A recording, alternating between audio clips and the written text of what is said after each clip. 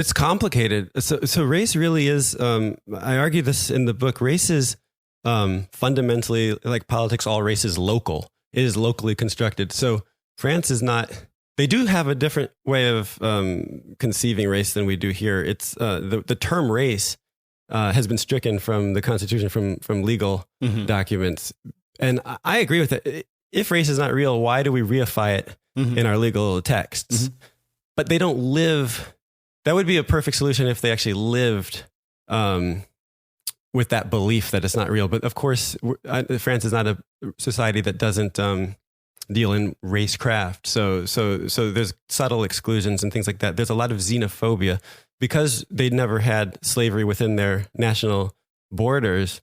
It's different. A society that had slavery in it is fundamentally anti-Black in a way that I think most European societies can't be, because there's not this fear of a drop of Black blood stripping you of your freedom. You know, they don't have that. The xenophobia that they have is not projected against Americans. They have a love of America, and they've had a long tradition of loving Black American culture and things like that. And kind of also they have a way of they have a anti-Americanism in them, where I think French whites pride themselves on being more cultured than like low white Americans who have this kind of anti-Black racism. So they could celebrate a brilliant Black writer like Richard Wright and kind of like laugh and scoff at the Americans that were too boorish to appreciate a genius from their own society. So for me, it's complicated because in France, people might look at me, assume I'm North African.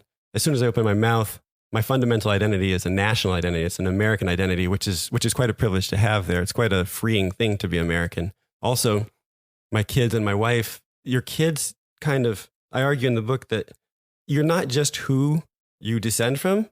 Once you start procreating and having kids, their identity can reach back and reshape you too. So when I'm with my family, my kids' identity kind of racializes me in a different way than I would be if my kids were part Japanese or something like that. It becomes a thing that shapes the perception I have in society, or the perception of me in society. It's interesting when you talk about sort of the burden of taking on these racial identities and carrying them around with you and racializing other people. I've often thought about it in much the same way. And I can't quite remember when I first decided, well, I'm not going to play this game anymore. Yeah, I wanted to ask you when you first decided that. There wasn't any one particular point in time that I can really point to. I definitely know that the influences there were Zora Neale Hurston, who, when I read, I believe it's from Dust Tracks in the Road, this wonderful meditation about the way that other people thought about her. And the way that she thought about herself, where she uses this phrase and says, race, pride in me had to go. That has always been at the forefront of my mind, as has some key excerpts that I'm prone to use frequently from James Baldwin, like The Fire Next Time, although, as you've mentioned in some of our discussions on Twitter recently, people just don't want to accept that he actually said what he said. Regularly, yeah. People want to go back and make James Baldwin quotes before quotes. Yeah.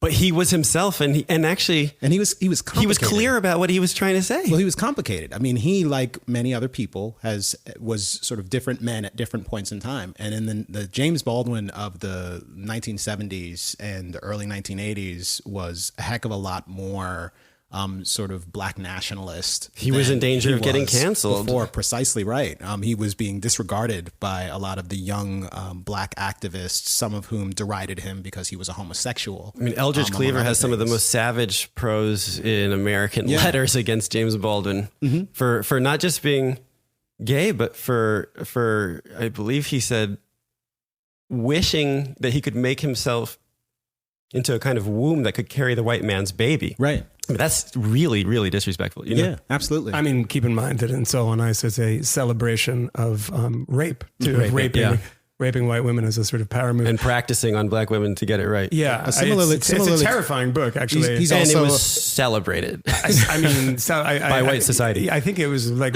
Ramparts might have even published it, then it went to a mainstream publishing house. I don't remember how it happened, but he was celebrated by Ramparts. But the same thing is also true of Bayard Rustin, who was both gay and heterodox in his thinking, when I mean, he was heterodox when it switched. I mean, the March on Washington, Bayard Rustin is kind of written out of that. He's sidelined because of Martin Luther King Jr. was very sensitive about being associated with Rustin and with Baldwin. Because and I think Rustin had been people were calling Baldwin arrested. Martin Luther Queen, Yeah, and Martin that's Luther right. King wanted no part of that. Yeah, and I think Rustin might have been arrested, I think, in Virginia or something for something in a public. I'll cut this out if it's wrong, but I'm fairly certain he did. I don't remember that. It's entirely possible. But to return back to the thought that I was trying to unpack, there's a sense in which, when I decided that I no longer believed in the faith that I received from my family, it was difficult because I had must have alienated a faith you community out on my college campus, because I'd really embraced it myself before deciding to move away from it.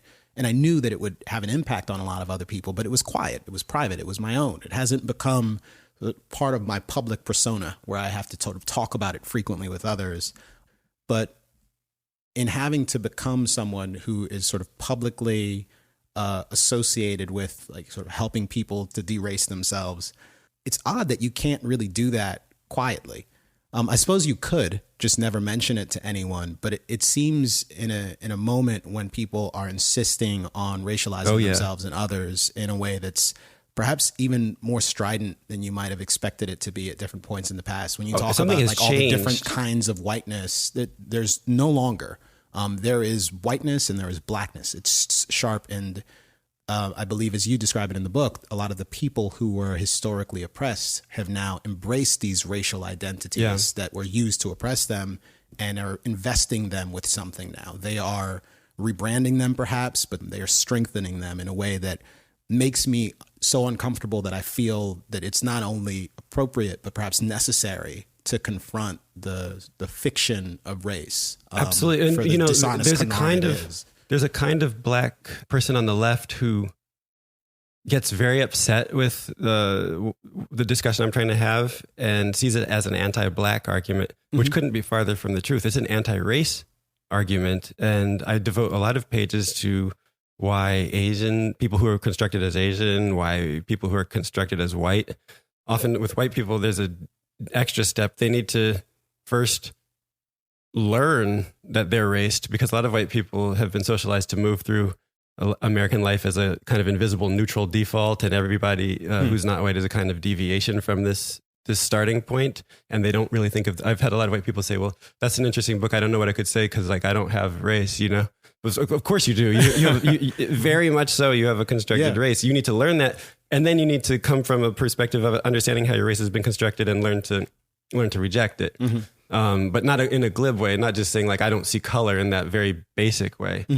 So that's why it really perplexes me that this is seen as an anti-black argument. But last week at Bard, there was an anti-Semitism and racism conference where Ibram X. Kendi came to speak. He didn't hang around to hear other people speak, but he came to speak.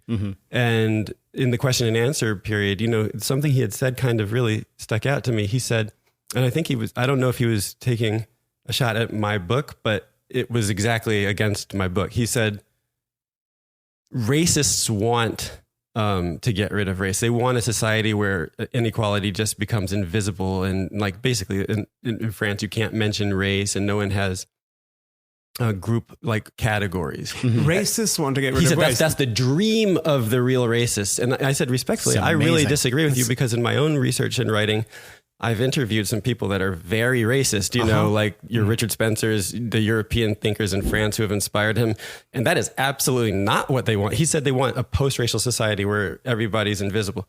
What they actually want is a very, very visible, racialized society where people are separated. Absolutely. Which is precisely why they're racist. Yes, they do not want unlearning race. Yeah. Well, they say it very clearly. And I was astonished that one of our celebrity public intellectuals on race and anti-racism could just be so off. Well, there is not knowing what what white racists even think. I mean, there is an uncomfortable proximity between like the Richard Spencers of the world and black identitarians who forcefully believe in their blackness and can't They can't leave it alone. They can't stop talking about it. They can't stop thinking about it, how it fills them with pride, and they're bursting at the seams, and they just want to sing the praises of being black all the time.